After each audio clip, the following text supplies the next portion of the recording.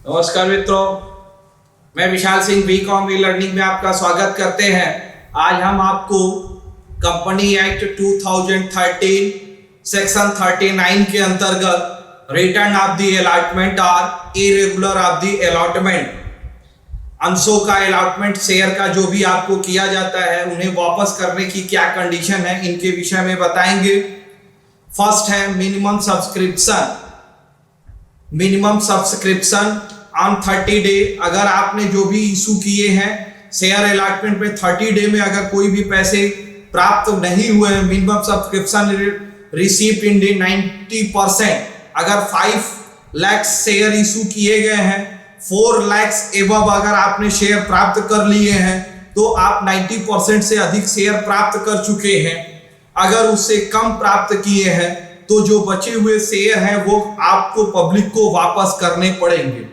वो शेयर प्राप्त करते समय यह ध्यान दीजिएगा कि 30 day in amount receive, 30 day में वो पैसे आपको प्राप्त होंगे। Under writer of the 15 day specific of the 70 day subscription 70 day in return minimum application money in the 5%। Subscription allotment में कम से कम 5% अमाउंट आपको रिसीव होने चाहिए। Application money deposit in the bank account, ये देखिएगा कंपनी के बैंक अकाउंट में जो भी राशि आप प्राप्त करेंगे वो डिपॉजिट में जमा होनी चाहिए।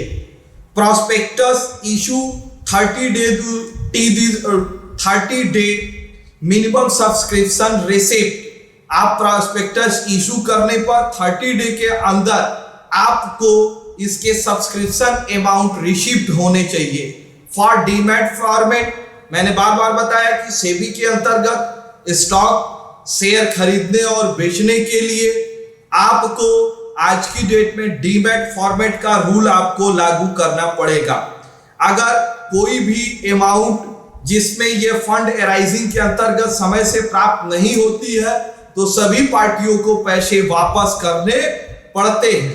इरेगुलर अलॉटमेंट के अंतर्गत detail in return of the allotment, आपको detail in the return allotment की कुछ इंफॉर्मेशन आपको देनी पड़ेगी।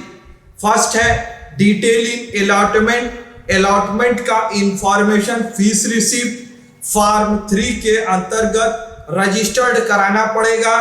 जिन व्यक्तियों को अलॉटमेंट किया गया है, रिटर्न किया जा रहा है, उनके नेम एंड एड्रेस और नंबर ऑफ शेयर उसके दर्शाए जाने चाहिए। Set of the contract, set of the अनुबंध की प्रति फॉर्म 3 के अंतर्गत जो भी कंसीडरेशन आपने प्रतिफल प्राप्त किया है वह कॉन्ट्रैक्ट के रूप में अनुबंध की प्रति कॉन्ट्रैक्ट का सेट उसके साथ लगाई जानी होगी, तब हम उसको वापस करेंगे। Valuation of the report, valuation यदि आपने जो भी अलॉटमेंट किया है, अलॉटमेंट अगर नहीं किया गया है तो सिक्योरिटी की कंडीशन में रजिस्टर्ड वैल्यूएशन रिपोर्ट कंपनी को दर्ज करानी पड़ेगी और दर्ज कराने की इंफॉर्मेशन अलॉटमेंट पर्सन को दी जाएगी। नेक्स्ट है offer set. Offer set application money होती है जिस पर हमने उसे प्राप्त किया तो अलॉटमेंट फॉर्म 3 के अंतर्गत रिटर्न फाइल में ऑफर सेट का कॉपी, रजिस्टर्ड कॉपी उसके साथ लगा के ही हम उसे जनरल मीटिंग में पास करके ही रिटर्न कर सकते हैं। इसके अंतर्गत यदि कोई भी त्रुटि पाई जाती है तो कंपनी के ऊपर और ऑफिसर्स दोनों के ऊपर पेनाल्टी लगती है।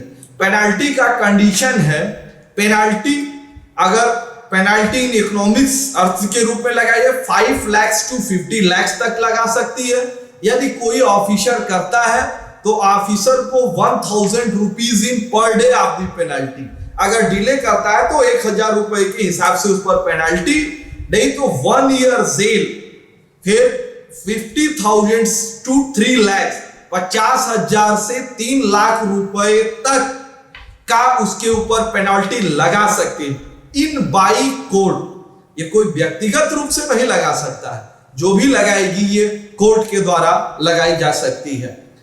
आपने मेरा चैनल देखा बीकॉम ई लर्निंग में, आपको इसके लिए मैं धन्यवाद कहना चाहता हूं। आपसे मुझे खुशी हुई आपको यह जानकारी प्राप्त करनी चाहिए।